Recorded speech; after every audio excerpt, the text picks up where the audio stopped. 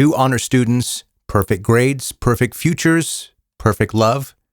But when David Graham confessed to cheating on his girlfriend, Diane, she had a solution that would fix everything: kill the other girl. 9 months later, Diane couldn't help but brag to her Naval Academy roommates about what they'd done. That's when 16-year-old Adrien Jones finally got justice. This is her story.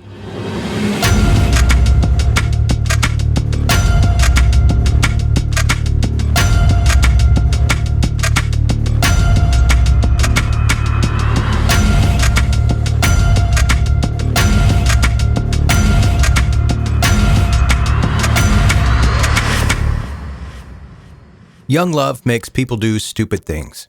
But this one takes it to a whole different level. On December 4th, 1995, a farmer in Crowley, Texas found something that would haunt his community forever: the body of a 16-year-old girl lying in his field. Her name was Adrianne Jones, and she'd been beaten and shot in the head. She was wearing only a t-shirt and shorts in December, which told investigators everything they needed to know. She hadn't walked out there, probably. She definitely hadn't planned to die there. Someone brought her to that field specifically to kill her. Adrianne was everything you'd expect from a Texas high school track star. Blonde hair, blue eyes, the kind of personality that made everyone like her. She was literally the girl next door, the one parents hoped their sons would bring home, which made her murder even more baffling. The police did what they always do. They talked to everyone: friends, family, classmates, teachers, random acquaintances. Most people had solid alibis. The ones who didn't had zero reason to hurt Adrianne. She was genuinely well-liked, the kind of person who didn't really have any enemies. The killer or killers had been smart, too. No DNA evidence at the scene. No witnesses, no obvious suspects. Days turned into weeks, weeks into months, and the case went cold. Life moved on in Crowley. New students replaced graduating ones at Mansfield High School. And it seemed like fewer and fewer people would remember Adrien Jones. That's when something extraordinary happened. The break in this case came from the most unexpected place possible. 9 months after the murder, a group of young women were having one of those late-night dorm room conversations that college girls have. They were at the Naval Academy in Annapolis, Maryland, comparing boyfriends and talking about love the way that 18-year-olds do. One girl started by bragging about how much her boyfriend loved her. While other girls talked about promise rings and romantic gestures, this girl went nuclear. Her boyfriend loved her so much, she claimed, that he had killed someone for her. The room went silent. Something about the way she said it made the other girls realize that she wasn't exaggerating or trying to win some twisted competition. They reported what they heard to their superiors, who contacted police back in Texas. Finally, after 9 months of dead ends, investigators had their first real lead. The girl bragging in that Maryland dorm room was 18-year-old Diane Zamora. She didn't know Adrian personally. They went to different schools and were different ages, but they had 2 things in common: track and field, and a boy named David Graham. David and Diane had met when they were both 14 at a Civil Air Patrol meeting in Spinks Airport near Crowley, Texas. They were the kind of teenagers that make parents proud. Both were honor students, both played sports, and both had their futures mapped out with military precision. Diane wanted to be an astronaut. David wanted to be a pilot. They started dating in August 1995 after knowing each other for 4 years, and within a month, they'd shocked their parents with an announcement. They were getting engaged. The plan was flawless. David would join the Air Force, Diane would join the Navy. They'd both complete their training, establish their careers, and then reunite and get married. They had it all figured out, these 2 overachievers who seemed destined for greatness. Then, teenage emotions got in the way. One evening, David showed up at Diane's house with a stuffed animal and what she later described as this look in his eyes that was horrible. He looked so scared. He couldn't bring himself to tell her what was wrong that night, but about a month later, the truth came out. After track practice one day, David had given Adrien Jones a ride home. According to David's confession, he pulled the car over during that ride, and they'd had sex. For Diane, this wasn't a simple case of teenage infidelity. This was a complete betrayal of everything they'd planned together. They were each other's first everything, and that's how it was supposed to stay forever. Diane's reaction was immediate and terrifying. She started screaming, hitting her head against the floor in a display of rage that would have alarmed any reasonable person. But David wasn't thinking reasonably. He wanted to fix this. He wanted to prove his love to Diane. Diane had a solution. There was one way, and only one way, that David could make this right. Adrien Jones had to die. What happened next shows how two intelligent teenagers can rationalize the unthinkable. They didn't act in passion or rage. They planned this murder methodically. In December 1995, David asked Adrianne out on a date. She said yes, probably excited that the popular track star was finally showing more interest in her. He picked her up and drove her toward Joe Pool Lake, where they'd be alone. But Adrianne wasn't alone with David. Diane was hiding in the hatchback of the car. Having climbed in before David picked Adrianne up, they'd brought a dumbbell specifically as a weapon. When David stopped the car, Diane pushed down the back seats and climbed out of the trunk area. She pinned Adrianne against the front seat and demanded to know if Adrianne had really slept with David. Adrianne, probably terrified and confused, admitted it was true. That admission sealed her fate.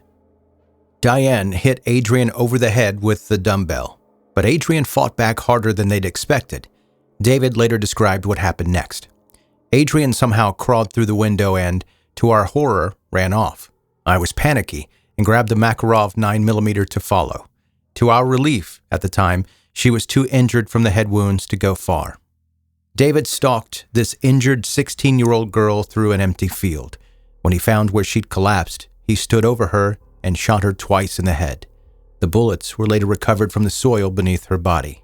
When he returned to the car, David looked at Diane and said, "I love you, baby. Do you believe me now?" Apparently, murder was enough proof for Diane. She forgave David's transgression, and they cleaned up the evidence and returned to their normal lives. They might have even gotten away with it too, if Diane had been able to keep her mouth shut. Both David and Diane were arrested for capital murder, which in Texas can carry the death penalty. When questioned separately, they both confessed, but they both tried to save themselves by blaming the other. Each claimed to be the reluctant participant.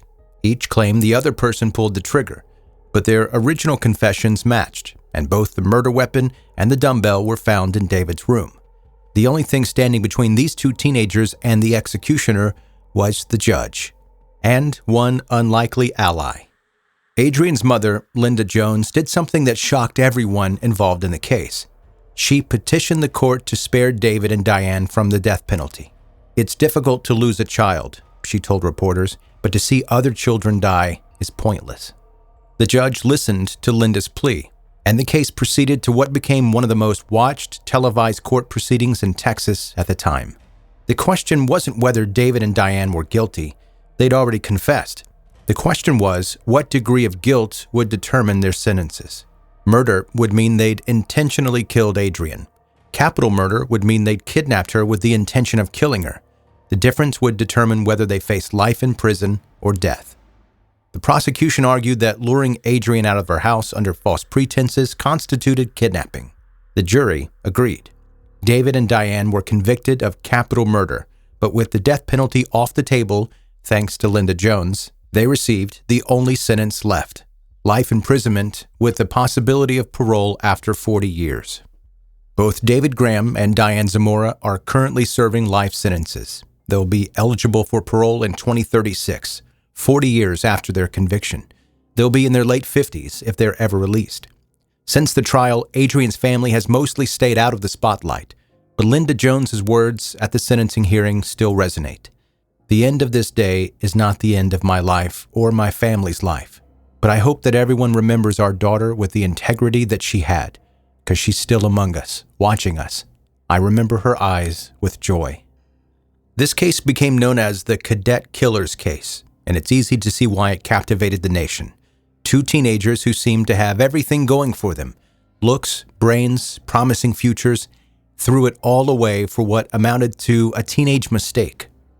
The story forces us to confront uncomfortable questions about love, about how far someone might go to prove their devotion, and about how quickly a perfect life can become a perfect nightmare. David and Diane thought they were protecting their future together. Instead, they destroyed 3 lives and devastated multiple families. Most people make mistakes in young love. Most people get jealous, get hurt, get angry, but most people don't plan and execute a murder over teenage infidelity. The difference between David and Diane and everyone else wasn't the intensity of their love, it was their complete inability to see Adrien Jones as a human being worthy of life. Today, Adrienne would be in her mid-40s. Instead, she's remembered as a 16-year-old track star whose only mistake was accepting a ride and later agreeing to what she thought was a date.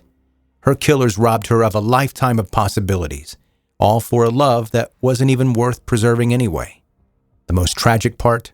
If David and Diane had broken up like normal teenagers do when someone cheats, they would probably be living completely different lives today. Instead, they're spending their prime adult years in prison, and Adrien Jones never got to live hers at all.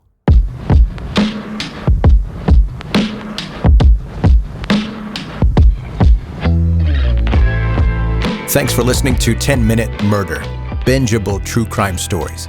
I'm Joe, that's my name. I am the host of this podcast, and I appreciate you listening. If you're new, subscribe wherever you're listening right now if you enjoyed it. Also go to 10minutemurder.com. You'll find everything out about the show. You can also send me an email like this one. Subject, need a cheesy palate cleanser. Hey Joe, love the podcast, but sometimes after a heavy case, I need a quick laugh to reset my brain. Can you tell us the cheesiest, corniest, dad joke level joke you know? The kind that makes people groan and then laugh. Thanks for keeping things entertaining and morbid. Liam in Kansas City. And Liam, I'll do my best. This is one of my favorites. And if you don't like it, you're wrong. What do you call a magician that is also a dog? A labracadabrador. You're welcome. All right, that is going to do it. That's your episode for today. Thank you again for listening, and I will see you on the next one.